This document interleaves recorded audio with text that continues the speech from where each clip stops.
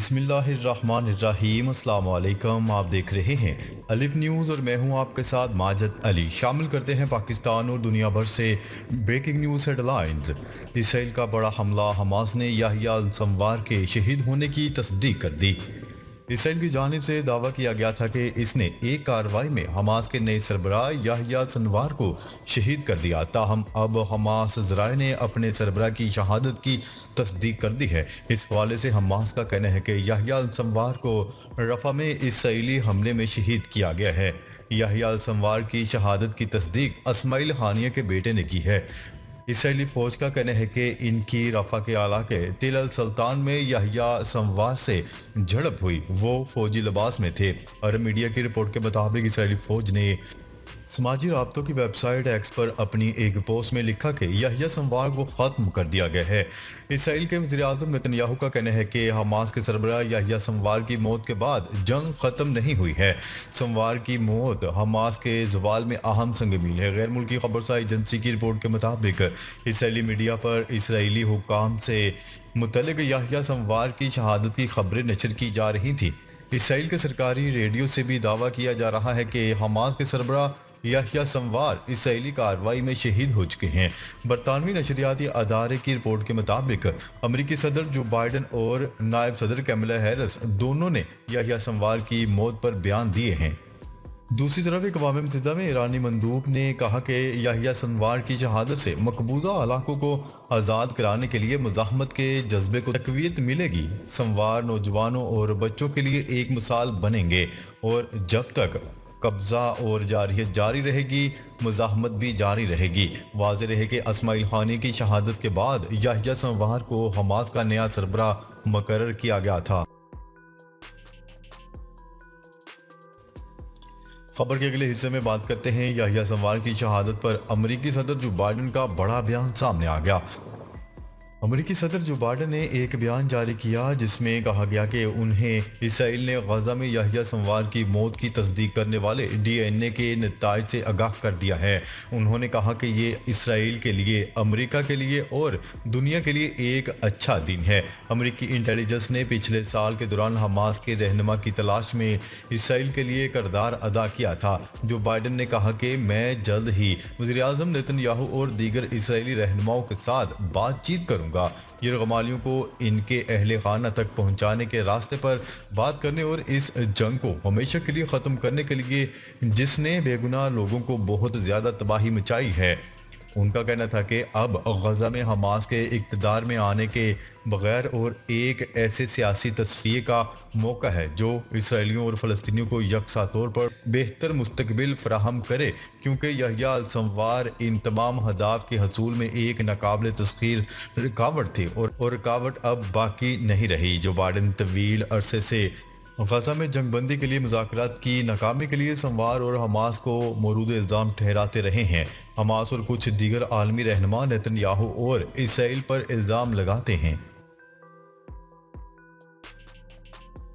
خبر کے اگلے حصے میں بات کرتے ہیں یحییٰ السنوار کی ہلاکت، غزہ جنگ کے خاتمے کا آغاز ہے۔ نیتن یاہو۔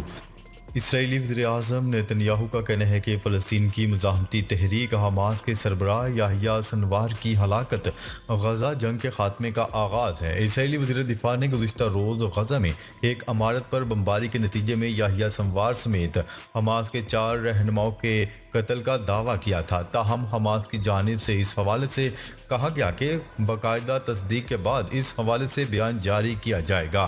اب اس حوالے سے اسرائیل کے وزیر اعظم نیتن یاہو کا بیان بھی سامنے آ گیا جس میں انہوں نے کہا کہ حماس سربراہ یحییٰ السنوار کی ہلاکت غزہ جنگ کے خاتمے کا آغاز ہے۔ اسرائیلی وزیر اعظم آفس کی جانب سے جاری بیان میں نیتن یاہو نے بتایا کہ یحییٰ السنوار کو جمعرات کے روز رفح میں IDF کے بہادر جوانوں نے مارا۔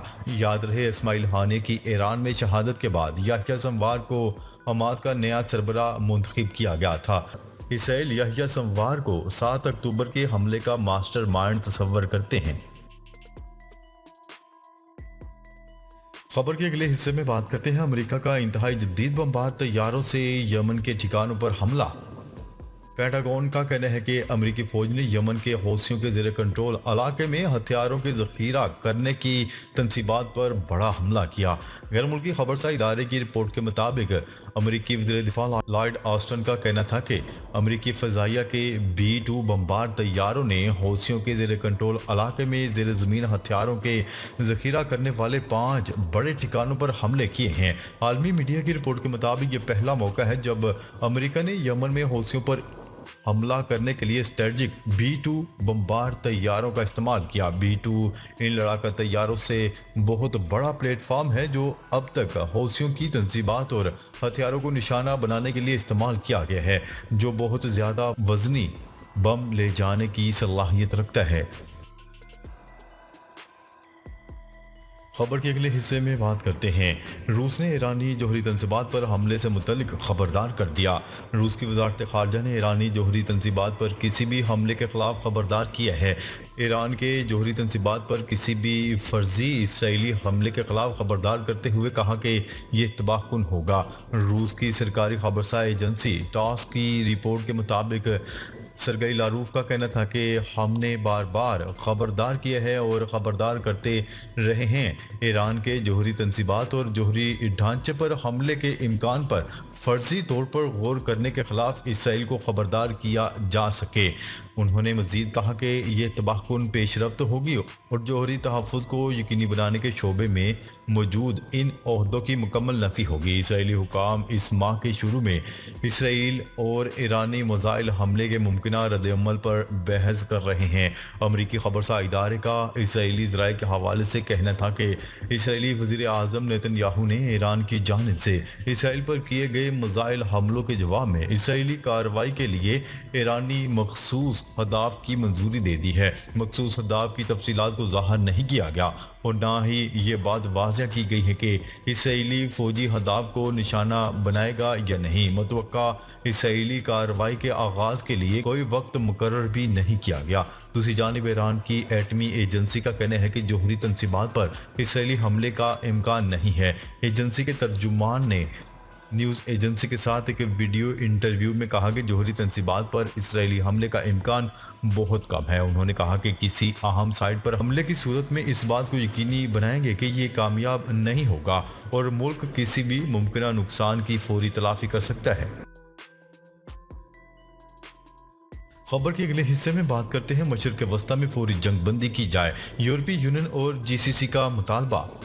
यूरोपीय यूनियन और खलीज ताउन कौंसिल ने मुतालबा किया है कि अक़वाम मुत्तहिदा की करारदादों के मुताबिक और आलमी अदालत के फैसले की रोशनी में मशरिक़ वस्ता में फौरी जंग बंदी की जाए।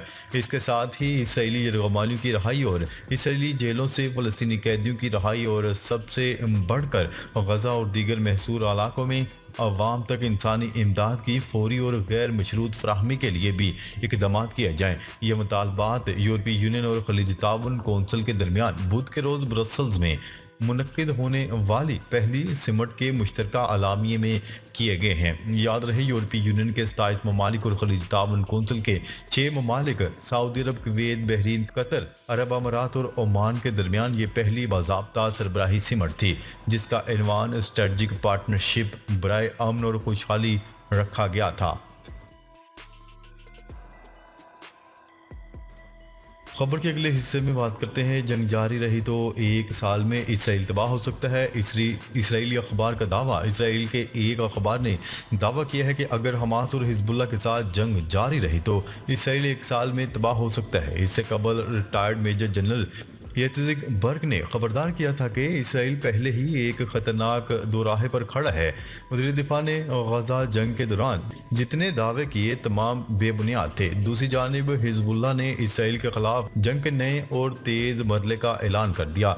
लबनानी तंजीम के मुताबिक ज़मीनी हमला शुरू होने के कबल अब तक 55 इसराइली फौजी हलाक और 500 से ज़ायद ज़ख्मी कर दिए गए हैं।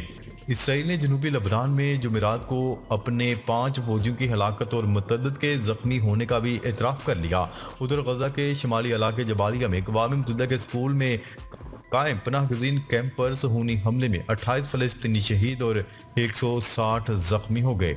इसराइली तैयारों ने गज़ा सिटी के मगरिब में शैती कैंप को निशाना बनाया जिससे कई फ़लस्तीनी शहीद और मुतअद्दिद ज़ख्मी हो गए। नाजरीन, अब तक के लिए इतना ही। मज़ीद ख़बरें लेकर बहुत जल्द आपकी खिदमत में हाजिर होंगे। तब तक के लिए अपना ख्याल रखिएगा। अल्लाह निगहबान।